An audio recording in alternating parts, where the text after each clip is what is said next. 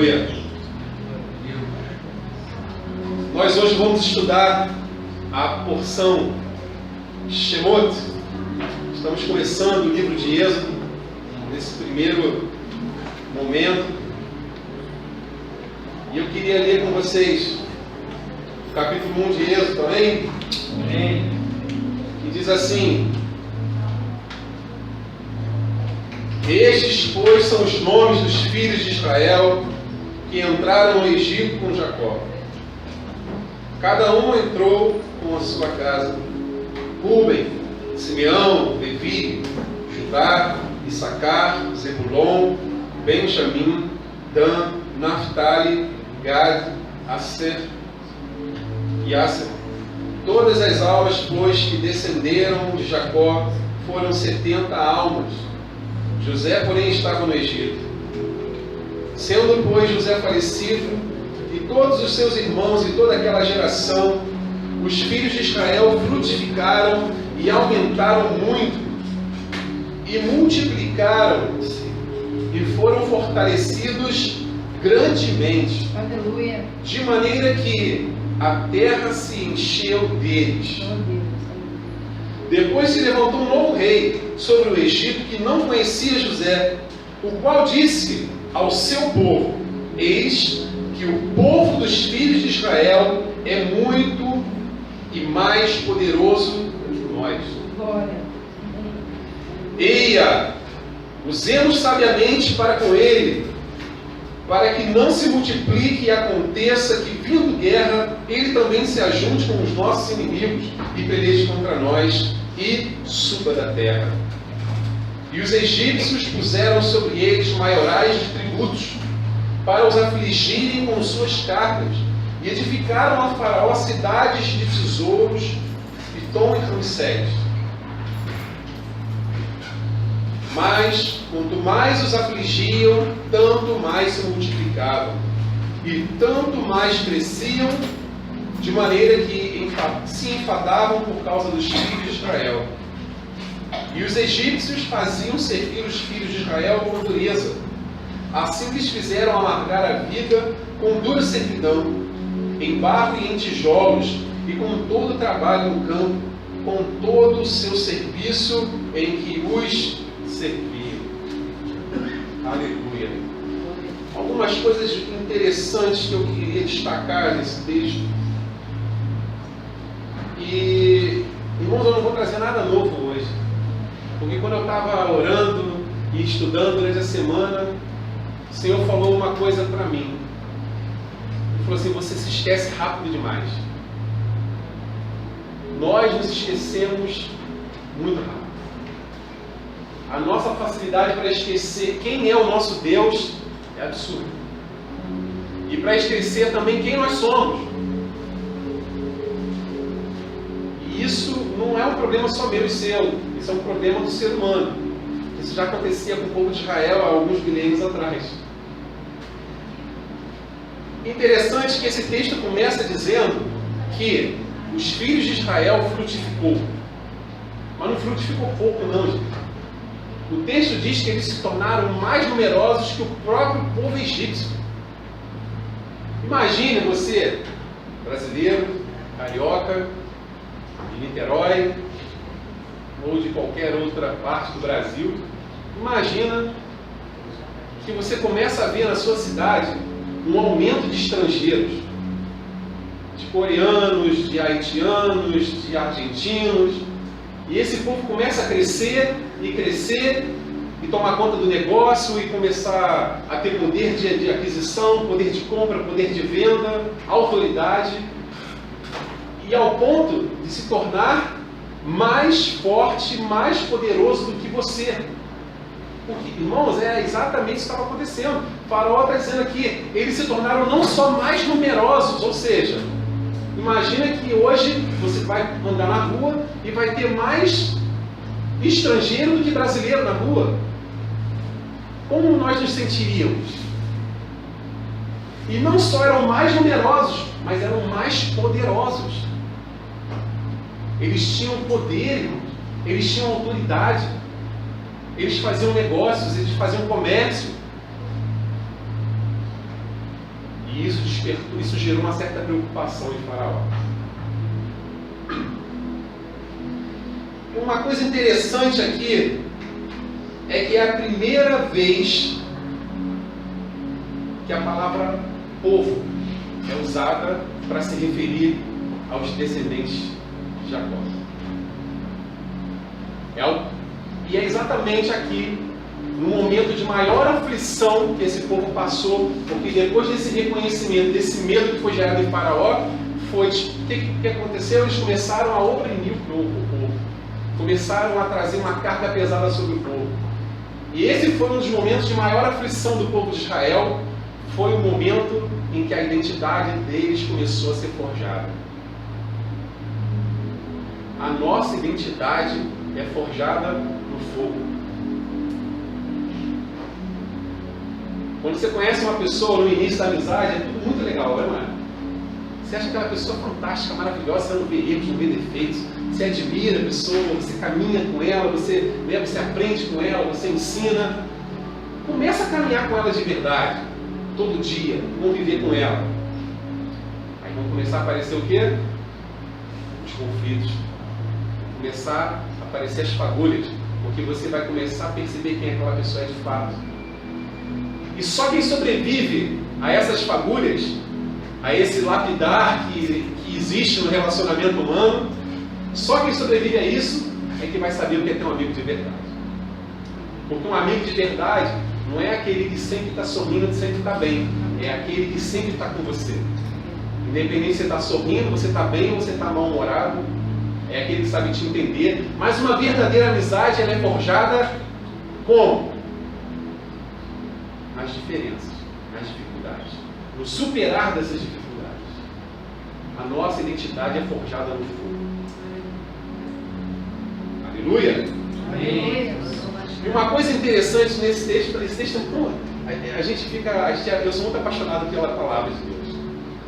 E às vezes eu vou conversar com o Alexandre, com o Danilo, com outras pessoas que são assim meio apaixonadas e gostam de ler, estudar e descobrir segredos.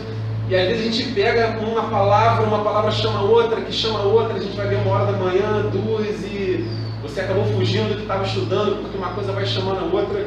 E esse texto tem uns detalhes muito, muito gostosos da gente entender. Primeiro, Faraó reconheceu no povo uma potência que nem eles mesmos reconheceram. O inimigo das nossas almas, ele sabe quem nós somos. Satanás, ele sabe quem você é. Ele sabe qual é a tua identidade. Porque a nossa identidade foi forjada na cruz. A minha identidade não é forjada num seminário, não é forjada no curso hebraico, não é forjada tocando shofar, não é forjada por causa das coisas que eu faço, não é forjada por causa daquilo que eu sei, que eu aprendo. A minha identidade foi forjada na cruz. E Satanás sabe disso.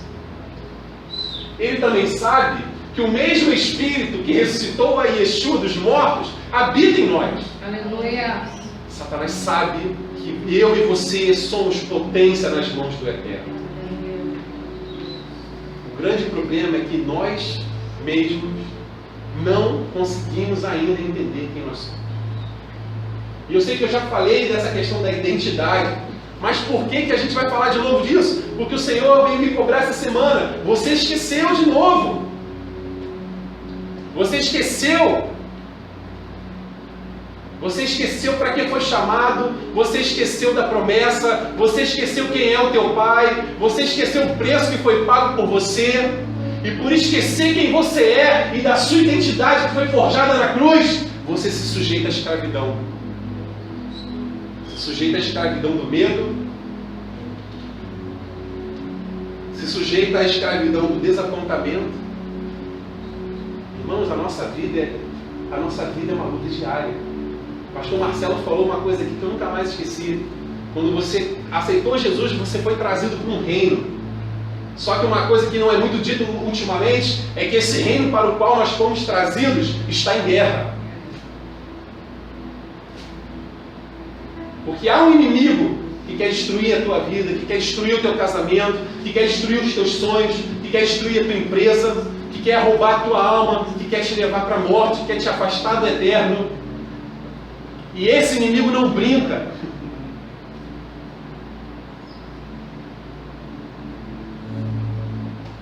E esse inimigo, ele é estratégico. Olha o que diz lá em Gênesis 3:1. Abre aí.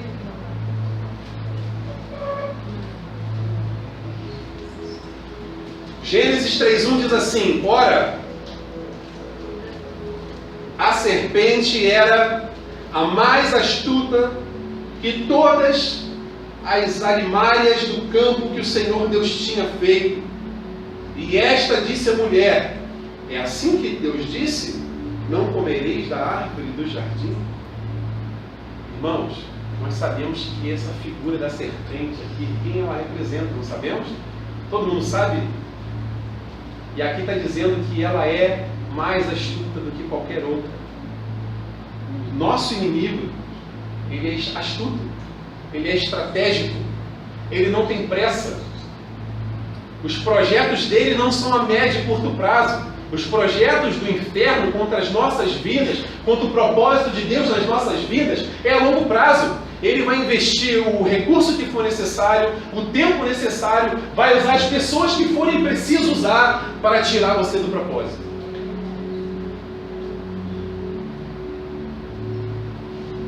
Porque um crente vivendo fora do propósito é um crente morto. É um crente que não tem testemunho. E o que você acha que é mais vantajoso para Satanás?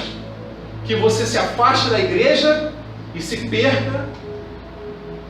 Ou que você fique dentro da igreja perdido, aqui, morno, dando mau testemunho, ferindo uns aos outros, frustrado porque não consegue viver a plenitude do que Deus tem para a tua vida? É o que a palavra diz. Antes você fosse quente, está fervoroso, está no Pentecoste, está sapateando, está profetizando, ou você fosse frio, estivesse longe, perdido. Porque se você está quente, você está vivendo o propósito. Se você está frio, você pode ser alcançado. Mas o morno, irmãos, é aquele que nem vive o propósito e nem pode ser alcançado. E é exatamente assim que o povo de Israel estava no Egito. Porque eles eram o povo de Deus. Mas eles haviam se esquecido. Eles se esqueceram dos ensinamentos dos seus pais. Eles esqueceram que Jacó ensinou para os seus filhos, e que os filhos ensinaram para os seus filhos, e o conhecimento de Deus estava se perdendo. Alguns rabinos dizem que um pouco mais de tempo eles se perderiam totalmente a fé no Deus único. Eles estavam no limite de se perder totalmente. Esqueceram das promessas, esqueceram das alianças, esqueceram de quem era o pai, os pais deles, esqueceram quem eles eram.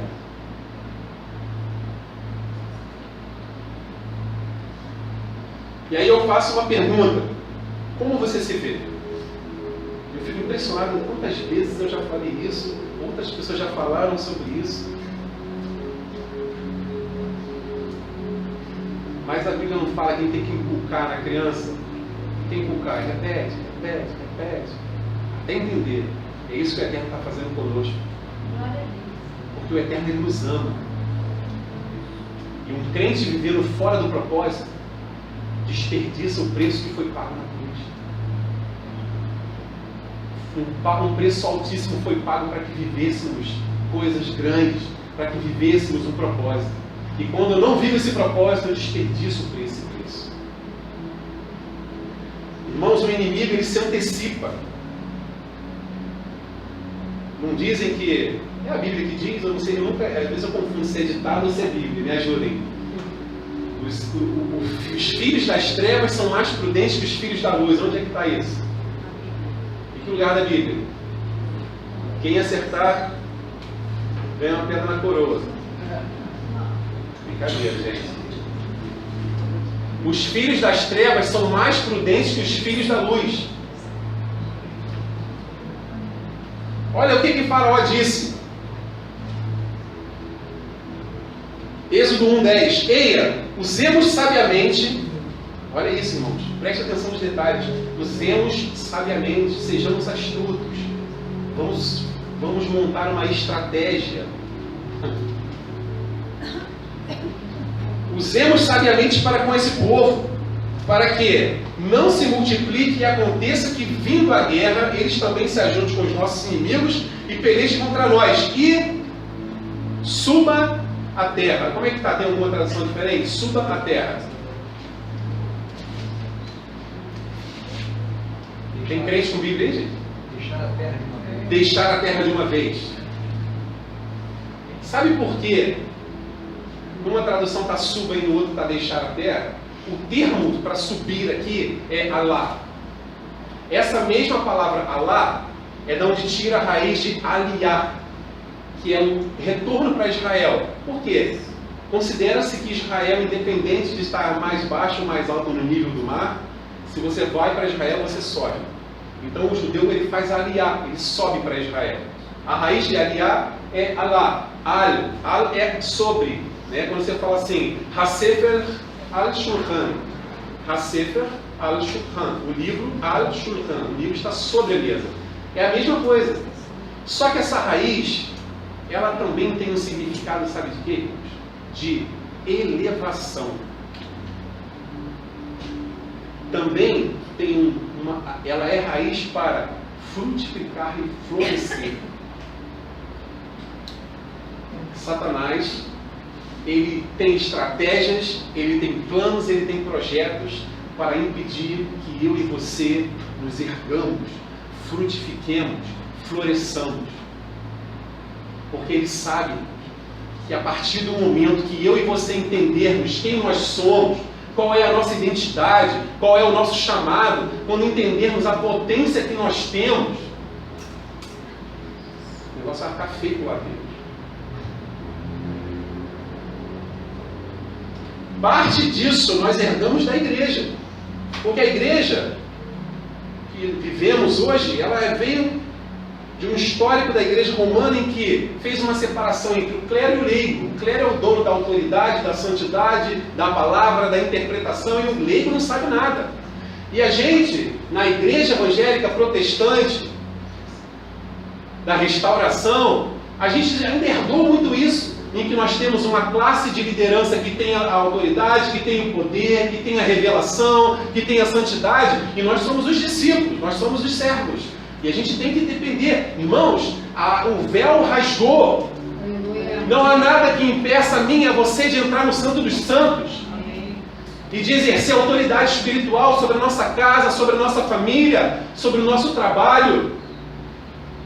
O poder de Deus está à tua disposição. Saulo, você não está dizendo que não tem importância a liderança. Não foi isso que eu disse.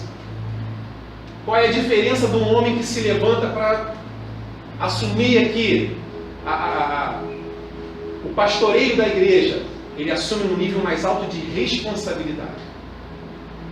O pastor, o líder que está sobre a nossa vida, ele não tem mais santidade, ele não tem mais autoridade, ele não tem mais revelação do que você, Jorginho. Você tem acesso, porque o véu se rasgou. Aleluia. Em Yeshua, não há mais limites entre nós e o Pai. Aleluia. Mas para que tenhamos essa autoridade, uma das coisas que precisamos viver também é o quê? É o temor à liderança. Vocês estão entendendo? O nível do líder é o quê? Uma responsabilidade maior, um trabalho maior, um cansaço maior, um estresse maior. E o líder fica aqui chorando e sonhando, pedindo: Senhor, quando é que vão se levantar aqueles que vão entender que eu não sou para carregar 50, 70, que se fôssemos 70 no mesmo propósito, na mesma visão, entendendo quem somos, vivendo a nossa identidade que foi forjada na cruz, aí a gente vai começar a fazer diferença. Eu estou aqui hoje, mas amanhã eu quero ver o Wagner aqui. Eu quero ver pessoas aqui. Eu tenho orado para ver pessoas que eu nunca vi ministrando. Jair. Eu quero ver Jair ministrando a Paraxá. Então cada um de nós aqui, irmãos, tem acesso à revelação, tem acesso à autoridade, tem acesso ao poder de Deus. Mas o inimigo não quer que nós saibamos disso. Ele quer que a gente fique adormecido, vivendo uma letargia espiritual. E aí a Daniela me perguntou durante essa semana, a gente estudando a Paraxá, me perguntou assim, gente, se o povo era muito mais numeroso e muito mais poderoso, por que ele não se levantou e não tomou uma atitude? Não é? Imagina, se ele era mais numeroso, no mínimo 2 hebreus para cada egípcio tinha, certo? No mínimo.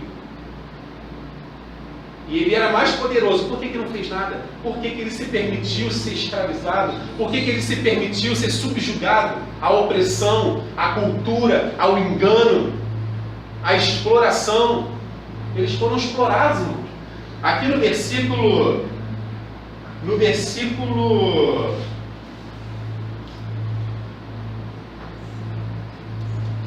11, olha o que diz no 11.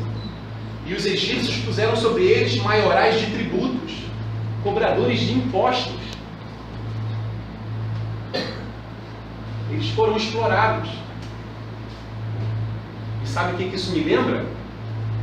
O que a Bíblia fala do pecado? Qual é o salário do pecado? Qual é o salário do afastamento do eterno? Qual é o salário por nos esquecermos dos princípios? Qual é o salário por nos permitirmos ser levados pela cultura do mundo? Quando a gente usa uma linguagem, quando a gente usa uma vestimenta, quando a gente usa gestos, quando a gente se permite ser levado para uma cultura pagã, irmãos, o mundo jaz no maligno. A cultura do mundo não serve para mim e para você. Fomos chamados para viver no mundo, conviver com as pessoas que estão no mundo, amar o pecador, conviver com o pecador, mas somos chamados para ser luz. Mas por não conhecer quem somos, por não termos a nossa identidade bem forjada na cruz ainda, nos permitimos ser contaminados pela escuridão. Não se permita ser contaminado pela escuridão do mundo. Somos luz, fomos chamados para fazer a diferença. E sabe uma coisa interessantíssima? Aquele tempo, nesse momento em que o povo se tornou mais numeroso do que o povo egípcio. Imagina, irmão, se no Brasil chegar o dia que vai ter mais crente do que ímpio, mais crente do que não crente, mais evangélico do que qualquer outra. Mas olha uma coisa interessante, nesse momento aqui foi o momento em que o povo mais cresceu, mas foi o momento em que o conhecimento de Deus mais diminuiu. Olha o que diz lá no versículo, no capítulo 5. Nós acabamos de ver Faraó dizendo, esse povo se tornou mais numeroso do que nós. Tinha mais povo de Deus do que não povo de Deus. Aí Moisés chega para Faraó para falar assim, ó, Deus me mandou aqui e falou que você tem que libertar o povo. Olha o que Faraó diz para ele.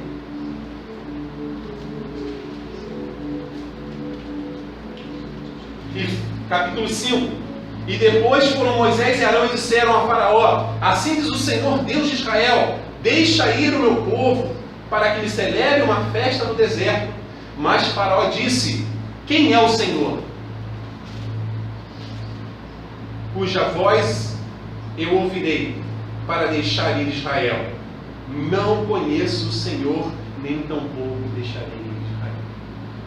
O momento em que o povo de Deus mais cresceu foi o tempo em que menos se teve conhecimento de Deus. Como isso é possível?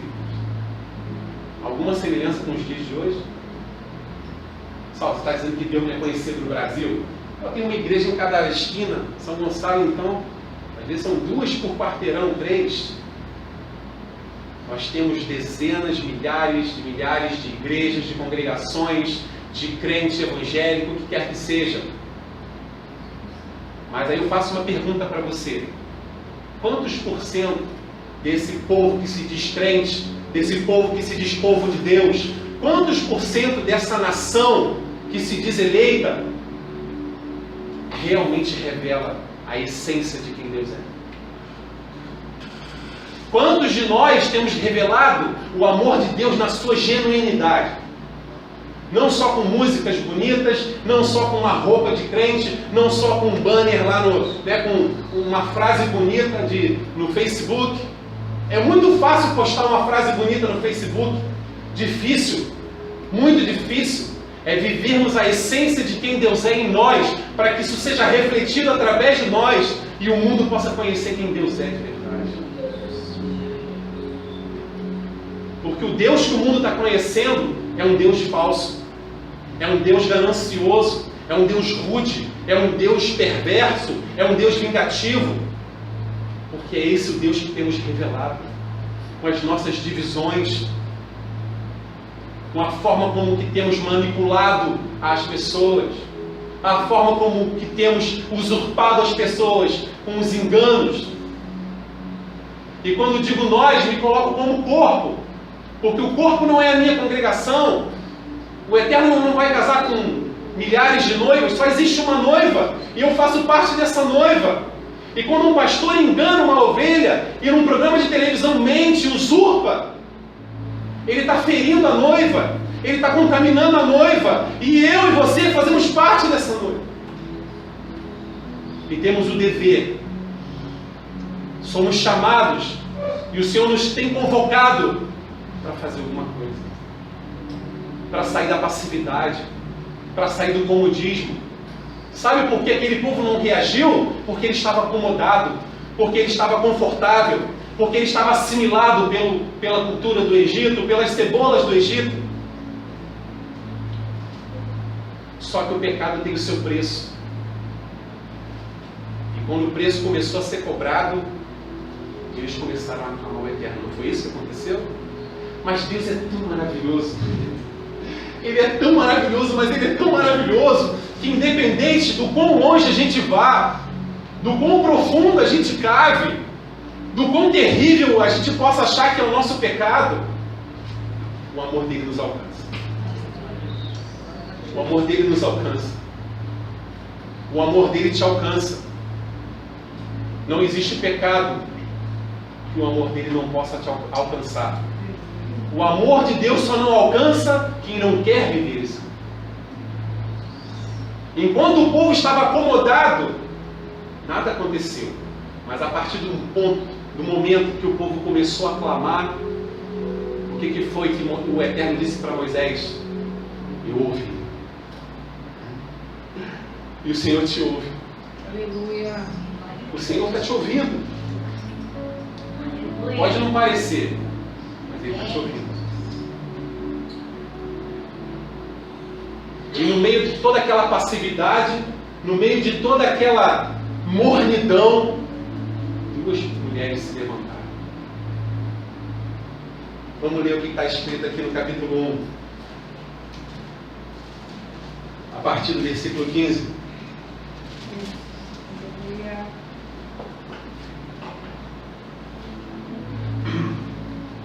Aleluia.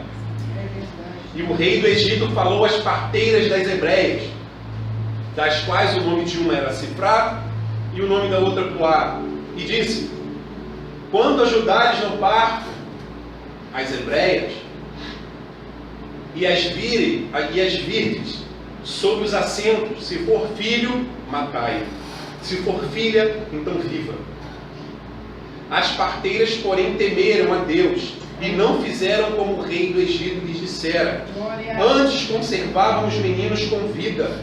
Então o rei do Egito chamou as parteiras e lhes disse: por que fizeram isso?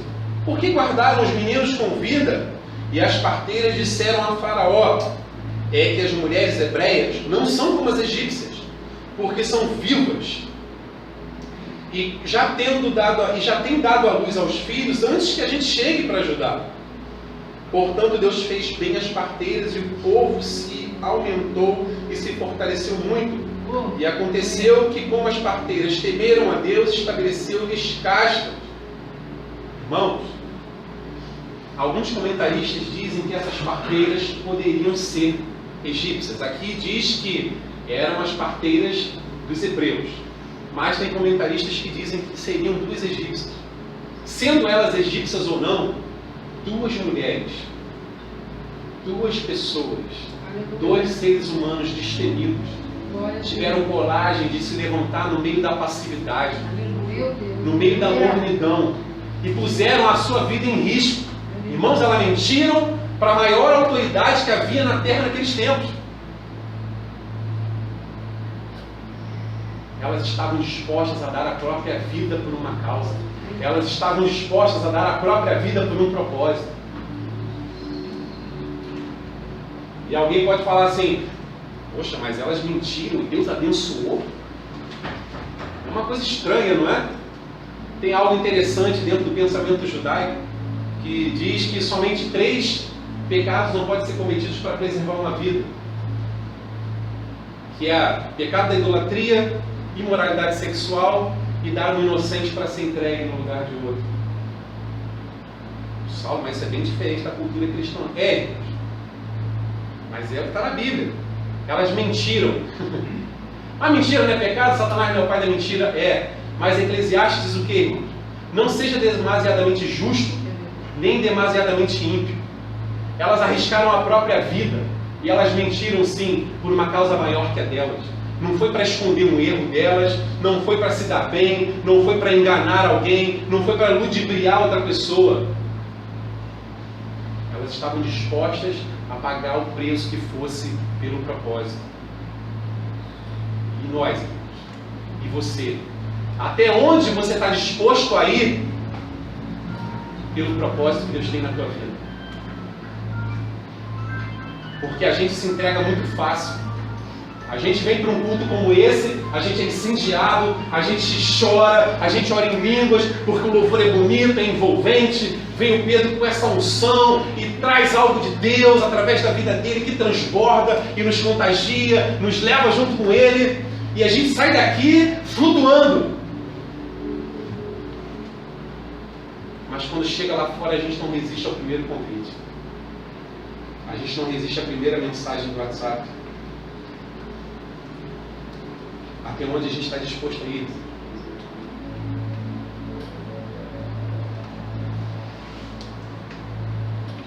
E eu fiz algo aqui para responder a minha amiga Daniele. Eu fiz uma lista de algumas coisas que causaram a passividade daquele povo. Primeiro, que é o que a gente sofre com isso: desapontamento, frustração.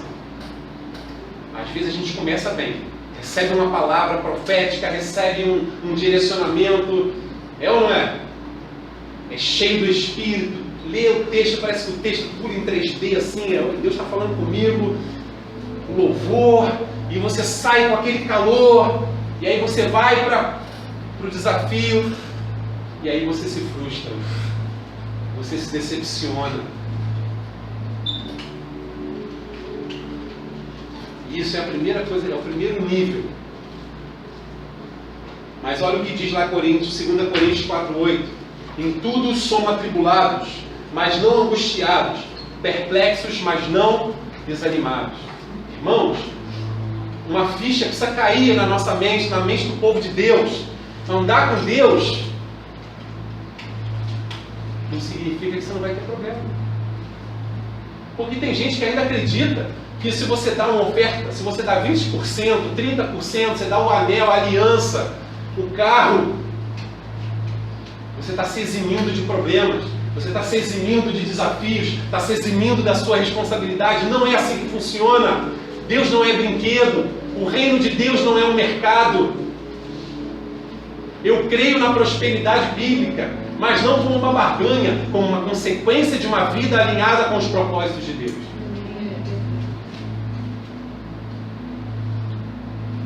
Quando a gente sabe quem nós somos, a gente não para. Irmãos, pode vir o que for, pode vir a palavra contrária que for, quantos não estiverem que vir, nós vamos pegar esse não, vamos botar na sacola e vamos continuar em frente. Não pare, irmão, não desista. Não vai ser fácil, não tem que ser fácil. Jesus não prometeu que ia ser fácil. Não há versículo na Bíblia dizendo que vai ser fácil. O que Ele promete, sabe o que é? É que Ele vai estar do nosso lado. É verdade, aleluia. Jesus não prometeu vida fácil. Ele prometeu que, independente do nível da intensidade, Ele está com a gente. Glória a Deus, aleluia. E quando a gente se frustra, a primeira coisa que vem é o desencorajamento. A gente perde o ânimo. É ou não é? A já fica duvidando. Será? Não sei. Não sei se eu vou, não sei se eu não vou.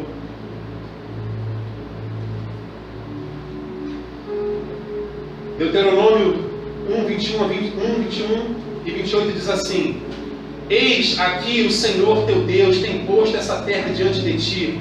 Sobe, toma posse dela, como falou o Senhor Deus de teus pais. Não temas, não te assustes. Não temas, não te assustes. Para onde subiremos? Nossos irmãos fizeram com que se derretesse o nosso coração, dizendo: maior e mais alto é esse povo do que nós. As cidades são grandes e fortificadas até os céus. E também vimos ali os filhos dos gigantes. Irmãos, gente para derreter o nosso coração tem aos montes. Você chega com um sonho, com um projeto, tem sempre aquela voz assim: ih, rapaz, isso vai ser quanto? É ou não é? Ladrão da alegria tem aos montes. Aí eu lembrei da mensagem de José que eu preguei uma vez. Irmão, tem coisa que a gente precisa guardar no nosso coração. Tem sonho que a gente não conta para qualquer um. Tem projeto que a gente não conta para qualquer um. Bem, lembra de um quadro? Uma vez eu vi, mandaram um vídeo para mim, do cara que chegou para mim e falou assim: rapaz, comprei uma Ferrari. Aí o outro virou e disse: ih, rapaz, mas aqui tu não pode passar de 60 por causa do radar. Tem um monte de buraco, IPVA, assalto você parar no radar, você é assaltado. Se você estaciona os guri, risca o carro. O cara bem. No final o cara já estava desistindo da Ferrari. Não deixe ninguém fazer você desistir da tua Ferrari. Não deixa ninguém fazer você desistir do teu sonho, do teu projeto. Por mais absurdo que pareça, se estiver alinhado com o propósito do Eterno, com a vontade do Eterno, vai dar certo. Aleluia. O que define o sucesso dos nossos projetos, irmão, não é a nossa habilidade, não é quanto temos para investir, não é a situação do mercado, mas é se estamos alinhados com os propósitos do Eterno. Glória. Aleluia. Aleluia. Se você, aí, continuando, olha como é que Satanás é estratégico. Se você se frustra, depois você já começa a ficar desanimado, qual é o próximo passo? É o desespero. E quando chega no desespero, irmãos, aí é terrível. Uma pessoa desesperada, ela não consegue ver solução. Você já conversou com uma pessoa desesperada? Uma pessoa que está desesperada mesmo? Alguém aqui já conversou com uma pessoa assim desesperada? Ela fala sem parar, ela treme, ela não te ouve, ela não raciocina. E quando chega nesse nível, é muito mais difícil.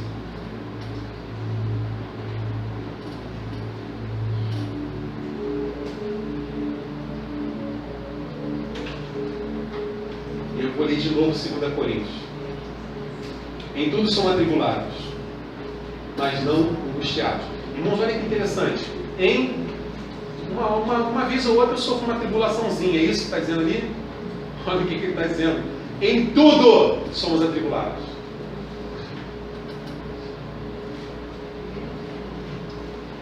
Mas não angustiados.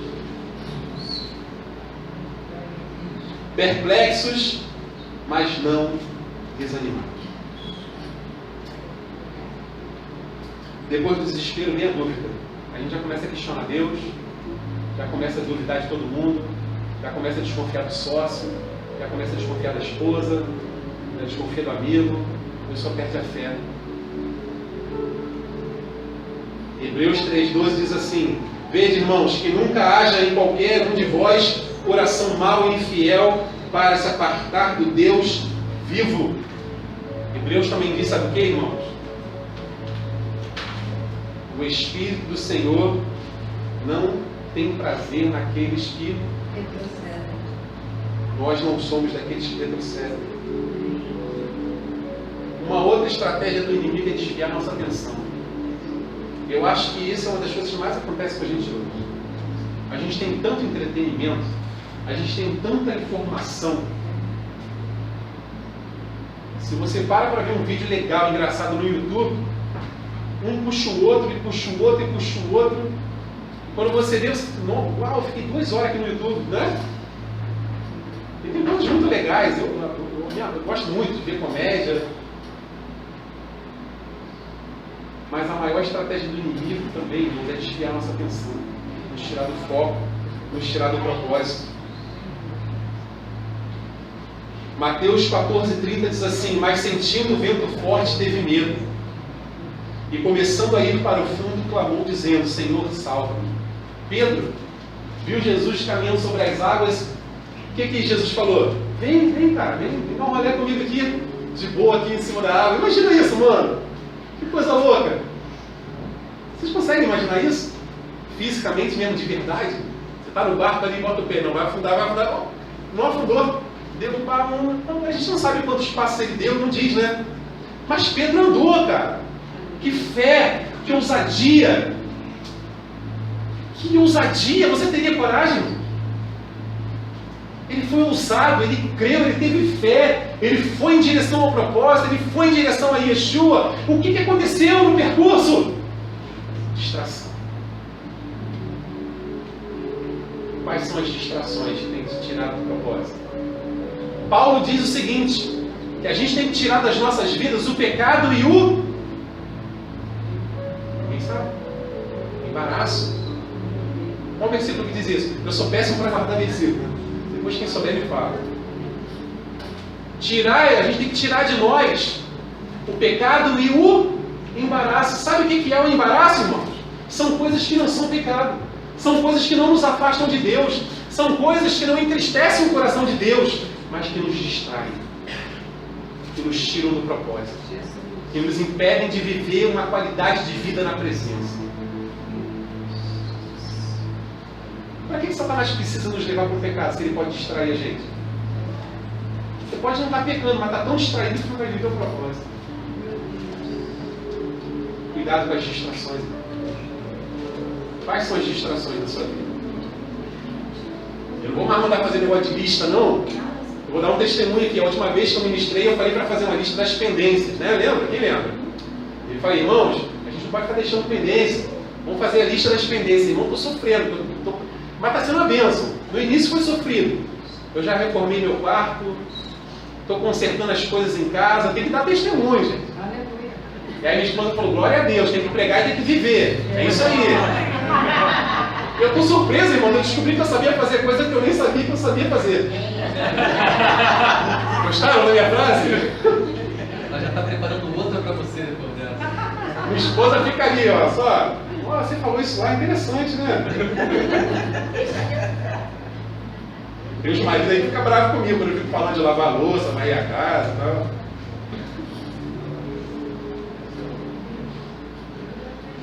A última coisa que eu queria falar sobre essa questão das estratégias. Tem muitas estratégias, né? Mas tem uma outra que é, sabe o quê? O espírito dobre. Você sabe o que é espírito dobre? Não é espírito em dobro, tá? Não é ânimo dobro, não é ânimo dobro em dobro. Dobre é uma coisa que não tem uma definição. Uma hora está feliz, outra hora está triste. Uma hora está crendo, outra hora está, não sei. Não tem firmeza, não é sólido. Irmãos, a gente tem que deixar de ser frouxo. A gente não pode ser crente frouxo, não. Ser constantes, amém? Constância. Chega de inconstância. Uma vez eu ouvi um pastor falando que às vezes você está no propósito, está orando, está jejuando, aí você vai evoluindo, como se fosse uma fila. Aí quando está quase chegando a tua vez de viver a promessa, de viver o propósito, aí você vai e desanima, cansa, essa fila está demorando, sai. Aí quando vê, está lá no final da fila. Aí começa de novo, ora, jejua, faz propósito, diz não para o pecado, sai daquele grupo do WhatsApp que não devia e tal. Aí quando está quase vivendo, Deus está falando, vou entregar agora. Aí você volta ao final da fila. Chega, irmão, de inconstância. Chega de inconstância na nossa vida, amém? Amém. Em nome de Jesus.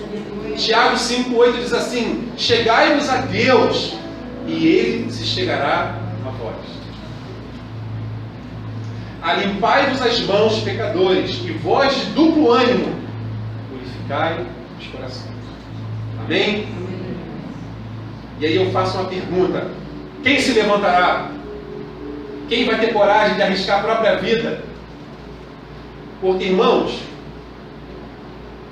No nosso meio, tem pessoas que estão vivendo como o povo de Israel. Tristes, desanimadas, fracas, sem força para reagir. Mas o Senhor está chamando as parteiras para você amar. E a parteira é aquela que contribui, é aquela que traz a vida. É aquela que ajuda a mulher a dar luz. Ela é aquela que tem o primeiro contato com a criança que nasce, não é? Irmãos, esse livro também é reconhecido pelos judeus como, sabe como? O livro da redenção. Porque no meio de toda aquela tristeza, aquela opressão, o Eterno levantou um restaurador. E Yeshua já veio, já morreu, já ressuscitou. Mas Ele está esperando que se levantem as parteiras para revelá-lo, para segurá-lo com mão firme e trazê-lo à revelação. As parteiras, elas não estavam grávidas, não eram mães, mas elas eram aquelas que tiveram a coragem de dar o próprio sangue, de dar a própria vida, de arriscar a própria vida para revelar o restaurador, para revelar o resgatador. E assim como o Eterno levantou um restaurador para libertar o povo do Egito, o Senhor já levantou um restaurador para te livrar de toda escravidão. Aleluia. Nós não somos escravos do pecado. Nós não somos escravos da pobreza. Nós não somos escravos da mediocridade. Nós não somos escravos do medo. Nós não somos escravos da doença. Porque um resgatador já se levantou. Amém? Aleluia. Glória a Deus. E uma coisa muito interessante é que esse nome, esse livro, ele começa com o Eterno chamando o nome deles. Por quê, irmãos? Eles já estavam com a sua identidade perdida. A palavra nome, Shem, a porção é Shemot, amém? É o plural de nome. Shem é nome. Shemot é o plural feminino. Shem significa nome, mas também significa, sabe o que, irmãos? Título. Também significa fama. Eles tinham perdido a história. Eles tinham perdido a essência deles. Eles tinham perdido a identidade deles. E o Eterno começa esse livro que fala da restauração do povo, restaurando o nome. O teu nome revelado. O teu nome é muito importante. O nome é uma coisa muito estranha, porque ao mesmo tempo que é comum, tem não sei quantos Josés. Mas quando fala para mim, para a minha vida, quando fala assim, Pastor José, esse nome tem um sentido. Não é qualquer nome. Eu conheço um monte de Alexandre, mas quando fala para mim assim, o Alexandre da Bereshit, esse nome tem um sentido para mim. Esse nome carrega uma essência. O nosso nome precisa carregar a essência. E aí eu te faço mais uma pergunta. O que as pessoas lembram? No que as pessoas pensam quando elas lembram do teu nome? Qual a essência que o teu nome carrega, Jackson? O que o pessoal lá na escola lembra quando lembra do Jackson? É um cara legal, é um cara maneiro, é um cara que toca guitarra, ou ele é um cara que é diferente, que tem uma essência, que tem algo para revelar, que tem uma palavra de Deus, que contagia os outros, que quando a gente está perto dele a gente sente paz, porque é para isso que o Eterno nos chamou. O Eterno nos chamou para um propósito. Quando Moisés chega para Faraó e fala assim, ó, liberta o meu povo, para quê? Para ficar livre? Não. Liberta o meu povo para que eles vivam um propósito. Liberta o meu povo para que me celebre uma festa. Liberta o meu povo para que eu possa cumprir na vida dele aquilo que eu prometi. Liberta o meu povo para que eles conquistem aquilo que eu tenho para eles. E é para isso que o Senhor nos chamou. A gente não aceita Jesus para ser crente. A gente não aceita Jesus para ir à igreja. A gente crê em Deus, a gente crê em Yeshua para vivermos um propósito. Aqui, não, lá fora. Para sermos imagem e semelhança de Yeshua. Sabe o que as pessoas têm que lembrar quando elas ouvirem o nosso nome? De Yeshua. Aleluia. Aleluia. se estamos aqui é por causa desse nome.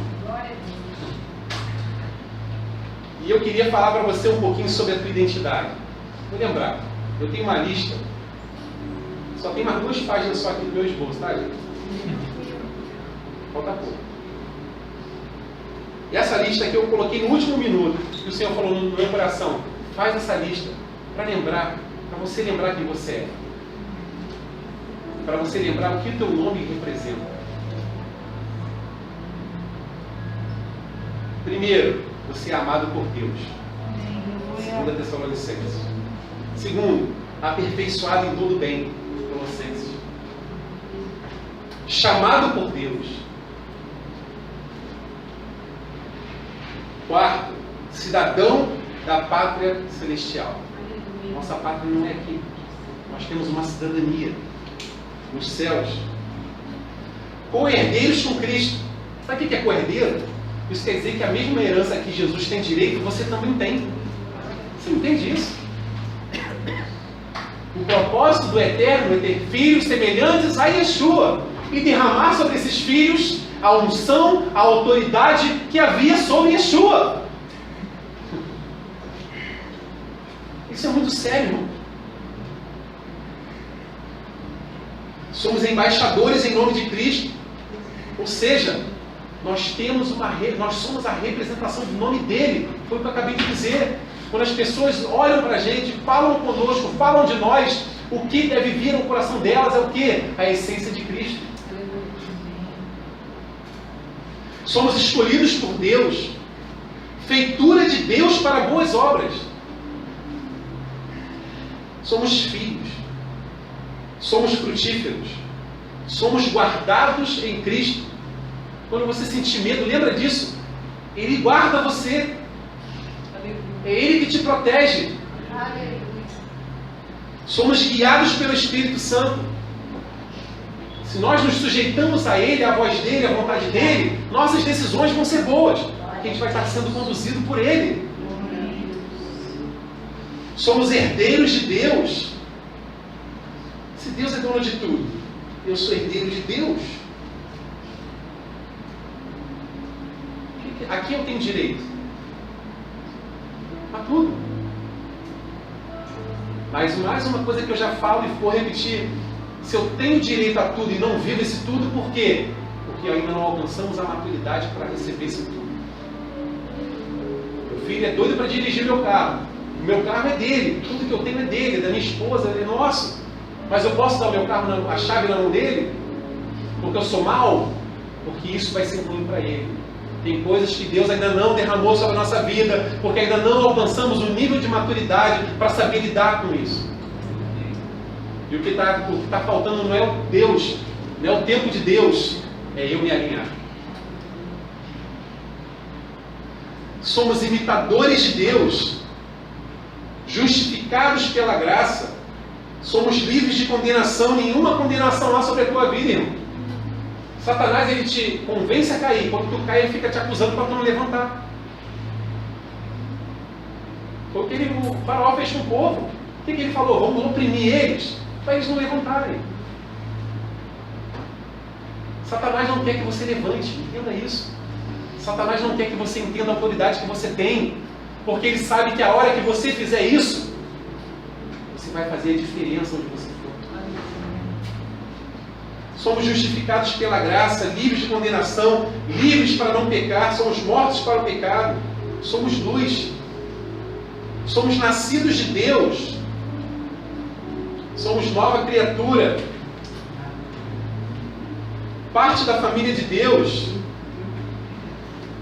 fomos perdoados, somos peregrinos e forasteiros nessa terra, somos propriedade de Deus. Você tem um dono, sabia disso? Você tem um dono. Aleluia.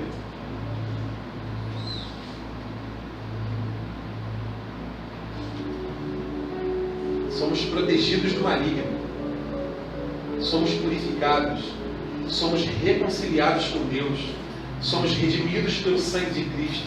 Somos regenerados. Somos sal da terra. Somos salvos. somos santificados, santuário de Deus e habitação do Espírito, somos selados com o Espírito Santo, somos vencedores. Irmãos, eu fiz uma lista de 35, porque eu comecei a ver tanta coisa que não vai dar. Tudo isso que eu li, irmão, sabe o que é? É a tua identidade.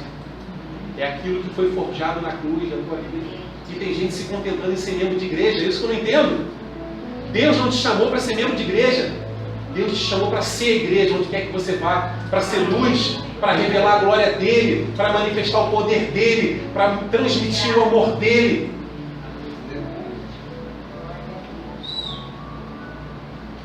E eu li uma coisa essa semana na Bíblia que eu nunca tinha prestado atenção. Yeshua tem um nome novo. Quantos aqui já sabiam disso? Que Yeshua recebeu um nome diferente? Eu não sabia. Ninguém mais sabia? Olha o que diz Apocalipse. Abre isso aí. A gente vai fechar lendo Apocalipse. Apocalipse 3:12. O que diz aí?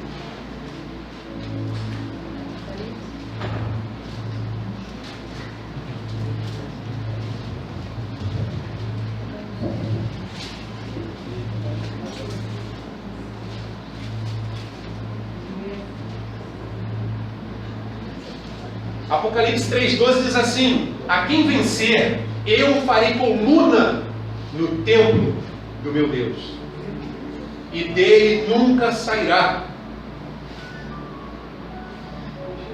E escreverei sobre ele o nome do meu Deus, e o nome da cidade do meu Deus, a nova Jerusalém que desce do céu do meu Deus, e também o meu novo nome. Irmãos, eu não sei como é que esse negócio vai funcionar de escrever na gente. Parece uma tatuagem, né? Não sei como é que vai ser isso, se vai ser uma letra de fogo, se vai ser uma roupa. Mas aqui está dizendo que vai escrever em nós. Não estou com isso aqui dizendo que pode todo mundo sair fazendo tatuagem, tá? Pelo amor de Deus. Não mude minhas palavras. Mas aqui está dizendo que lá na glória, lá na Jerusalém Celestial, vai ser escrito em nós o nome do Eterno. Vai ser impresso em nós o nome dele, o nome da cidade dele e o nome do filho dele. Só que aqui está dizendo que um novo nome. E eu tentei achar, perguntei para judeu, perguntei para um monte de gente, ninguém soube me explicar, eu ainda não entendi. Que novo nome é esse? Você sabe, pastor? Sabe? Qual é o novo nome? Depois você me conta, porque eu não achei. Mas uma coisa muito legal é que não é só Yeshua que recebe um novo nome. Olha lá Apocalipse 2:17.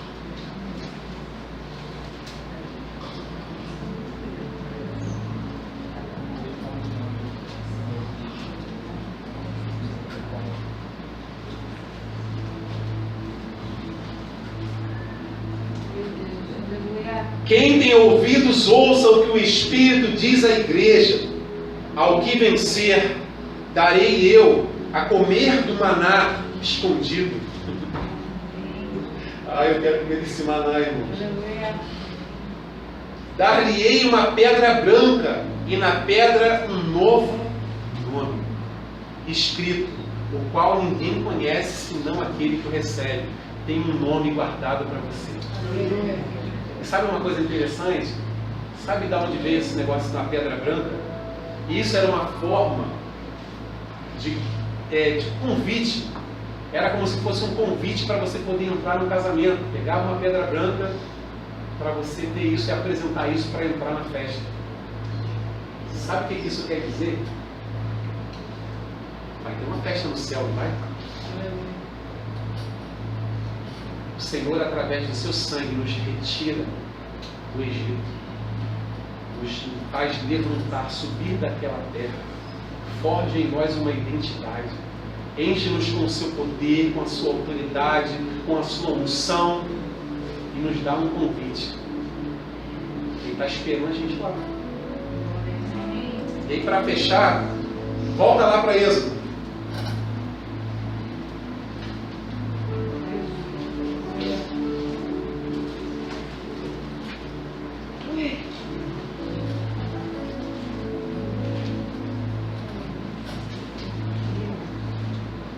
Êxodo 3,17 diz assim: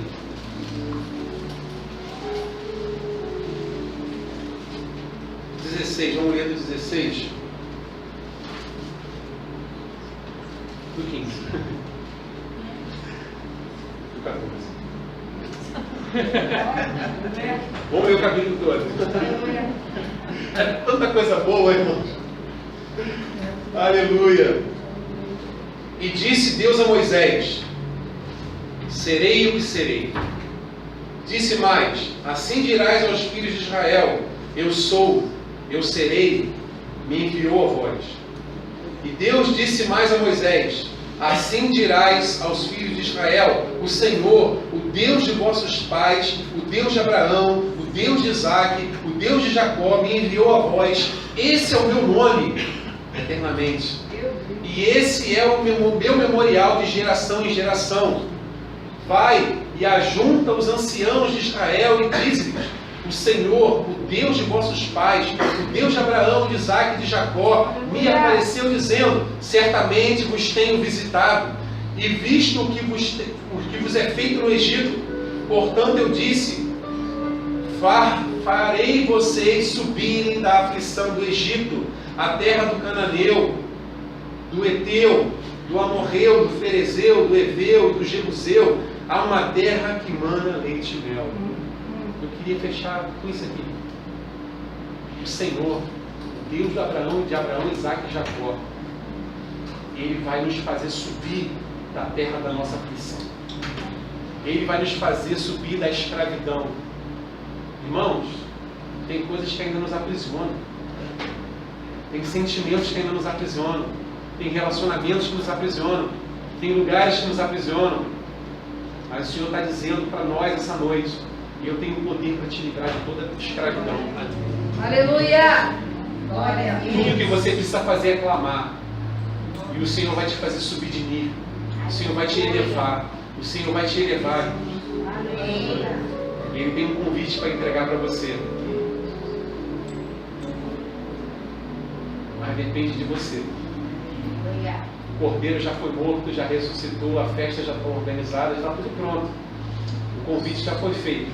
E aí eu pergunto para você: bora, partiu? Bodas do Cordeiro? Porque esse convite não é feito para quem está aqui dentro dessa igreja, não. Esse convite é feito para cada ser humano no planeta. Gay, lésbica, traficante, assassino, mentiroso, preguiçoso. Esse convite é feito a cada ser humano. A você que está me ouvindo aí no YouTube, esse convite é feito para você. Independente do quão fundo você tenha ido, independente do tamanho da escravidão, do tamanho da tristeza, o Senhor nos ama. Ele não nos ama por algo que nós fazemos. Ele não nos ama por causa do culto, da roupa, da festa, do Shabat. Ele nos ama porque a essência dele é o amor. Aleluia. E só depende de mim e de você usufruir desse amor. Deus amou o povo em Abraão. Eles eram escravos e Deus os amava escravos. Eles se esqueciam do eterno e Deus os amava. Mas sempre que eles se lembravam do eterno, sempre que eles clamavam o eterno, o Senhor vinha e restaurava e os elevava. Então tudo que nós precisamos fazer é clamar. Eia, subamos! Aleluia. Amém? Amém. Aleluia. Pai, em nome de Jesus, eu quero te agradecer por essa noite, pelo teu amor por nós revelado na tua palavra, como esses espelhos proféticos que mostram algo que aconteceu há tantos anos, há 3.000 anos. Como isso se reflete, porque o ser humano, ele continua humano, continua fraco, continua falho, limitado, e é isso que somos, Senhor. A tendência da minha vida, do meu ser, da minha carne, é se afastar de Ti, é escolher o mal, é fazer o errado. Mas o Senhor me alcança ainda assim, e me fortalece, e me enche da Tua presença, do Teu amor, e me leva em direção ao caminho certo. E eu te peço em nome de Jesus, Pai, nessa caminhada que estamos trilhando de amadurecimento, de aprimoramento, em que temos aprendido a te amar mais, a deixar cada vez mais o pecado de lado, a deixar cada vez mais esse lado primata, esse lado animal, de lado e nos aproximando cada vez mais de uma elevação. Não queremos ser escravos do Egito, não queremos ser escravos dos nossos sentimentos, não queremos ser escravos das nossas vontades. Nos ajuda a permanecer nos teus caminhos, Senhor. Nos ajuda a permanecer nos princípios da tua palavra. Nos ajuda, Senhor, a nos levantarmos como aquelas duas parteiras que tiveram coragem e arriscaram sua própria vida, que tiveram coragem, Senhor. Enche-nos dessa coragem, enche-nos desse amor. Queremos ir além dos cultos, queremos ir além das canções, queremos ir além, Senhor, das frases de efeito. Queremos viver a essência da Tua palavra, a essência do chamado, a essência do propósito. Queremos refletir a Tua luz, queremos exalar o Teu perfume. Queremos que o Teu nome seja conhecido através do nosso nome, através do nosso testemunho, através da nossa reputação. Não queremos mais afastar as pessoas com a nossa religião. E tudo aquilo em nós que não é Teu, que não está fundamentado na Tua palavra, tira, Senhor. Porque não queremos viver um engano, não queremos ser enganados. Tudo que fazemos, Pai, os cultos, as tradições, os símbolos, se isso não nos leva a Ti, não queremos. Se isso não nos faz refletir quem Tu és, não queremos. Se não nos faz refletir o Teu amor e contagiar pessoas com o Teu amor, não queremos.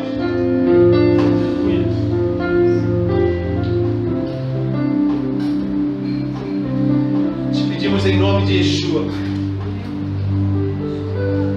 que possamos viver a essência daquilo que o Senhor tem para nós. Em nome de Jesus.